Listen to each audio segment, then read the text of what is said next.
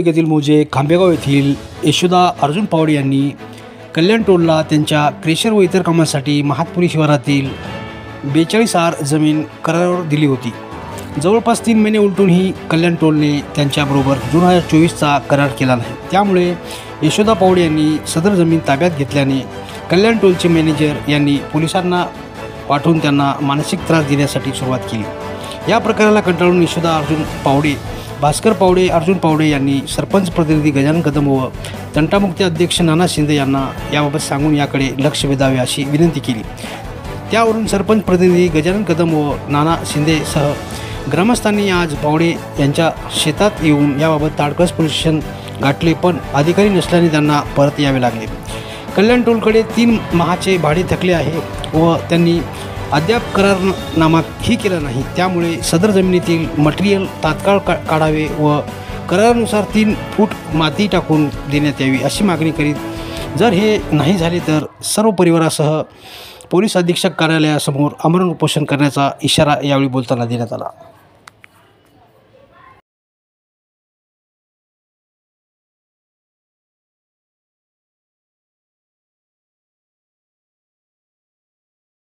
रंगनाथ पावडे।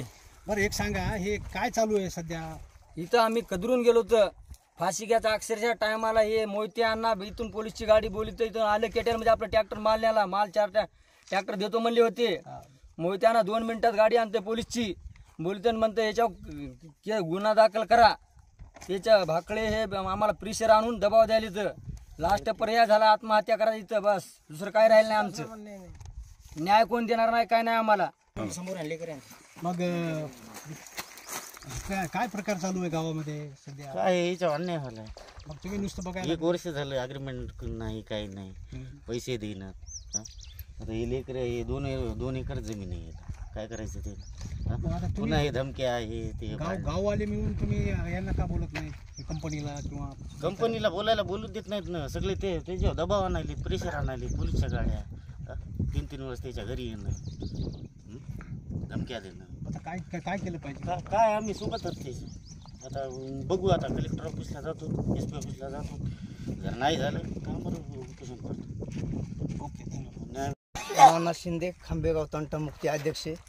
हे अर्जुन पावडे यांनी प्रत्येक वेळेस आम्हाला फोन करीतात किंवा पोलीसची गाडी, मारुती, मोहिते हे असे येऊन आम्हाला दबाव देत आहेत। सरपंच आम्ही असे सगळे मिळून ह्यांच्यासाठी प्रत्येक वेळेस येलो, पण आम्ही कमीत कमी 5 ते 6 वेळेस पोलीसची गाडी इथं पाहिलेली आणि डायरेक्ट गाव येतात की त्याला धमकी देतात। आम्ही यायला सांगितलं बा काहीतरी प्रयत्न करू आपण, ते आम्ही थोडं थांबल्यामुळं ते ना जरा आक्षेपच घेतला ह्याच्यावर आणि थोडं डेअरिंगनं बोलतात पोलीसवाले। इथं डायरेक्ट शेळके साहेब डायरेक्ट शेतकऱ्याला चुत्या म्हणतात, हे स्वतः मी पाहिलेलं आहे आणि ते दबाव आणायचा प्रयत्न करतात। ते जर इतक्याहून नाही थांबलं तर आम्ही कलेक्टर ऑफिसला जाऊ आणि तिथं जर आणि तिथून नाही आम्हाला काही जर न्याय मिळाला तर आम्ही डायरेक्ट ह्यांच्यासोबत स्वतः आम्ही आमरण उपोषण करायला तयार आहेत। एवढे सांगून 2 शब्द सांग। हंगामामध्ये तुम्ही काय पेरणी करणार आहेत की नाही? आला हंगामी पेरणी करायच्यामध्ये रानीट करून देत नाहीत, काय नाही, पैसे दिले नाही आम्हाला। 3 महिने चालले असे देतो, पैसे देतो म्हणून। आता हंगाम आहे, काय खावा लेकरं बाळा इथे समजे, रान आम्हाला 2 एकर आहे आणि ते आता काय नियोजन लावण्यात काय नाही, डायरेक्ट यायला की पोलीसवाले यायला की डायरेक्ट आम्हाला उचलून न्यायचा प्रयत्न करायचा। चक्र आम्हाला अर्जुन पावडे कोण आहे, अर्जुन पावडे कोण आहे, पोलीसवाल्याचं काही कंप्लेंट नाही आमच्यावर, कोण गुन्हा दाखल केला नाही, काय नाही। ते आम्हाला फोन येतात या पोलीस स्टेशनला, त्याचं काय काम आहे आम्हाला? ते कोण सांगते त्यांना, पोलिसांना? ते मारुती मोदी संघ येते पहा, मारुती मोदी संघ आला, चक्कर मारली ते ना, आम्ही इथं आलं शेतामध्ये चक्कर मारली ते सोबत पोलीस गाडी येते। ते मध्ये मी म्हणत नाही तुमच्या संघात राहतो, मी तुमच्या संघात राहतो आणि ते कोणती आम्ही नाही का आता मशीन आणली ते साफसफाई करायला, की डायरेक्ट मशीनवाला फोन लावतो, तू कसं काय आला, तू केस झाली हे झालं, याची भाषा बोलायची। आता तुम्हाला काय अपेक्षा आहे? आम्हाला काय नाही अपेक्षा, आम्ही ठरल्यापर्यंत पैसे द्यावं, एक तर आमचं रान क्लिअर करून द्यावं, ती माती टाकले आगरू बांधवर तसं करून द्यावं ते ना। त्याने अजून तुम्हाला 15 महिन्यापासून अग्रीमेंट दिलं नाही? अग्रीमेंट दिलं नाही, त्या पुढची काय अपेक्षा करणार? पुढची अपेक्षा काहीच नाही, ते नाही का आम्हाला काय बोलू नाही ना, आमचं काय संबंध, आमच्या वावरात आम्हाला येऊ द्या देणं आणि ते ना आम्हाला नाही वावरात येऊ देण्यात काय नाही, आम्हाला धमक्या दिल्या तर त्यांनी कब्जा केला का शेतावर? हां, त्याने कब्जा केला, इथं माल मनानं भरून नेला, इथं गाडी उभं करून नेला माल भरून आणि आम्ही आलो आम्हाला धमक्या आमच्या वावरातून येऊन सुद्धा म्हणाला मारुती मोदी। आता तुम्ही पुढं काय करणार? आता पुढं काय डायरेक्ट आता वरी जाणार, वरी लेवलला आणि तिथून वरून तक्रार करणार।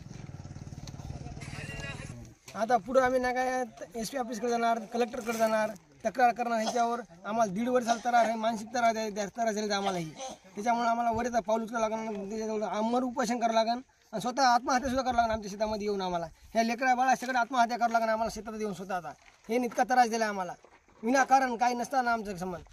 तुम्ही काय सांगणार आहात, काय करणार पुढे, काय वाटतं तुम्हाला? आम्हाला वाटते जे आमचा न्याय ते मिळून द्यावा. आम्ही पण उपोषणला बसू शकतो पुन्हा आमचा नाही मिळाले. 4 लेकरं ना आम्ही.